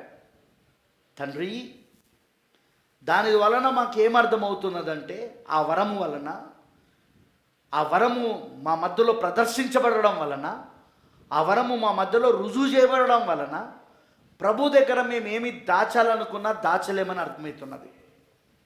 Hour lives are open book to you Lord. మా జీవితాలు తెరవబడిన పుస్తకం లాంటివి నీకు. మేము మూద్దామన్నా మూయలేము, దాస్తామన్నా దాయలేము. నీ దగ్గర మేము ఒక్కదాన్ని కూడా దాయలేము, నీ దగ్గర మేము ఒక్కదాన్ని కూడా మూయలేము. క్షమించు, మమ్మల్ని క్షమించు దేవా. మమ్మల్ని రక్తంలో కడుగు వేసయ్యా. మేము ఒప్పుకుంటున్నాం ప్రభువా. ఫర్గివ్ అవర్ సిన్స్, మా పాపాలు క్షమించు. మమ్మల్ని రక్తంలో కడుగు, మమ్మల్ని ఆత్మతో నింపు, నీ పరిశుద్ధ ఆత్మతో అభిషేకించు. మమ్మల్ని ఆత్మ నింపుదల మాకు దయచేయి. మేము నీవారిగా మారే కృపనివ్వు. పూర్తిగా నీవారిగా మేము మారాలి.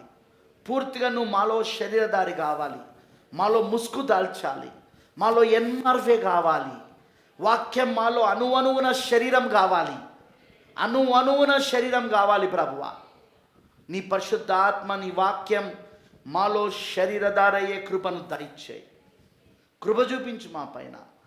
పూర్తిగా మేము పరిపూర్ణ మానవ స్వరూపముగా చెక్కబడదుము గాక.